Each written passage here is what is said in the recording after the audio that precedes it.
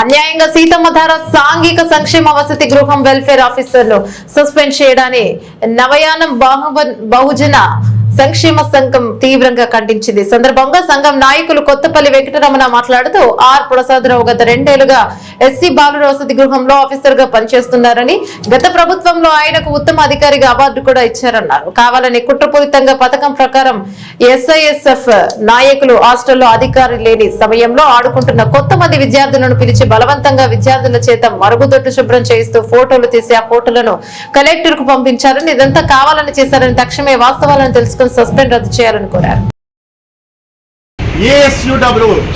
శ్యామలారాణి ఆ శ్యామలారానికి సరైన దర్యాప్తు చేయకుండా అదే డిడి నాగేశ్వరరావు గారు కూడా రామారావు గారు కూడా సరిగా దర్యాప్తు చేయకుండా కలెక్టర్ గారికి ఒక తప్పుడు నివేదిక ఇవ్వడం వల్ల కలెక్టర్ గారు ఏం చేశారు, ప్రసాద్ గారిని సస్పెండ్ చేశారు.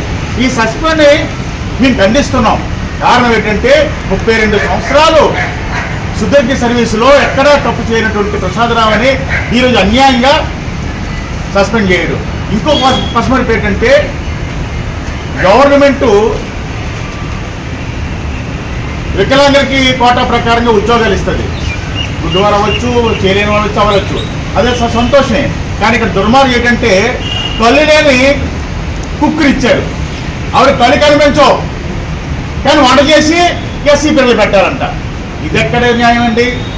ఇది డిడి సాఫ్ట్వేర్ కనబడలేదా రామారావు గారికి? ఏఎస్డబ్ల్యూ మేడం ఆవిడ శ్యామలాదేవి కనబడలేదా? ఏంటి ఎన్నిసార్లు ఆర్ ప్రసాద్ వార్డెను ఇదిగో గుడ్డావులు ఇచ్చారు, ఇక్కడ సరే వంటలు జరగట్లేదు, పిల్లలు సరే భోజనం చేయట్లేదంటే ఎవరో కన్నా హస్బెండ్ తీసుకొచ్చి వండించడం, ఆ పిల్లలు తినకపోవడం, కంప్లైంట్ కూడా తీసుకోలేనటువంటి దుర్మార్గమైన వ్యవస్థ ఈ డిడి సాఫ్ట్వేర్ ఉంది. మిత్రులారు ఇలాంటి తరుణంలో ఆయన్ని సస్పెండ్ చేశారు. ఈ సస్పెండ్ కలెక్టర్ గారు వెంటనే రివర్క్ చేయకపోతే మాత్రం విద్యార్థులు, పిల్లలు, ఎస్సీ సంఘాలన్నీ కూడా కలెక్టర్ ఆఫీసర్ ధర్నా చేయడానికి ససిద్ధం అవుతూ ఉన్నాం. ఎప్పటికైనా మీ ద్వారా డిడి సోషల్ వెల్ఫేర్ కలెక్టర్ గారు తెలియజేయగా నిజాయితీపరమైన ఉద్యోగులు మాట్లాడంటే రివర్క్ చేయండి. ఆయనకి అవార్డు కూడా వచ్చాయి, మీ ముందే పెట్టాం. గత కలెక్టర్ గారు వాళ్ళు ఇచ్చిన అవార్డ్స్ అంటే ఏంటి? అలాంటప్పుడు కలెక్టర్ గారు ఎందుకు ఇస్తారండి? ఆయన ఎఫిషియన్స్ ఉంటాయి కదా.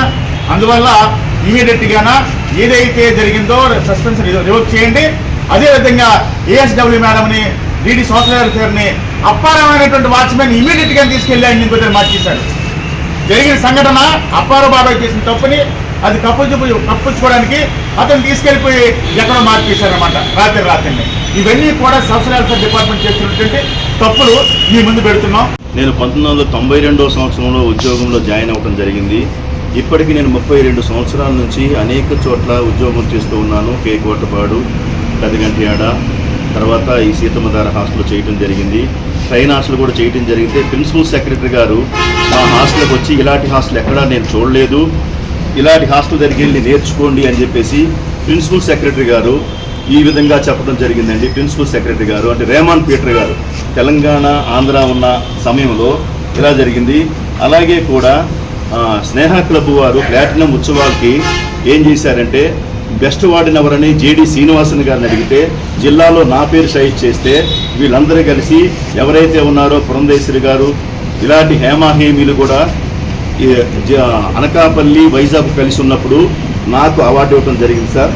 ఎక్కడ ఎవరికి ట్రెజరీకి కానీ ఎక్కడా లంచం ఇవ్వకుండా పేద పిల్లలకే డబ్బులు ఖర్చు పెట్టాలనే ఉద్దేశంతో నేను ఆ పిల్లల సంక్షేమం కోసం కృషి చేస్తూ ఉంటే ఏఐఎస్ఎఫ్ లీడర్స్ నాగరాజు, ఎన్ శ్రీన్ అనే ఇద్దరు వచ్చి నన్ను డబ్బులు ఇవ్వమని డిమాండ్ చేసి డబ్బులు ఇవ్వలేని కారణంగా నేను అదేంటి నాకే 5 నెలల నుంచి బిల్సులో నేనేమిస్తా అని చెబితే ఒక వాచ్మెన్ అప్పారావు అనే వర్కర్ని అతన్ని ఉపయోగించుకొని ఇద్దరు ఆడుకుంటున్న పిల్లల్ని బాత్రూములు కడగండ్రా అని బలవంతం చేయించి ఆడుకుంటాం బాబాయ్ అంటే అన్నా కూడా ఇప్పుడు చెయ్యాలి, శుభ్రం చేయాలని చెప్పేసి అప్పారావు అనే వర్కర్ పిల్లల్ని బలవంతం చేయడాన్ని బట్టి వాళ్ళిద్దరు వెళ్ళారు. ఆ ఇద్దరు కూడా ఇక్కడికి రావడం జరిగింది. పేరెంట్స్ తీసుకుని వచ్చారు.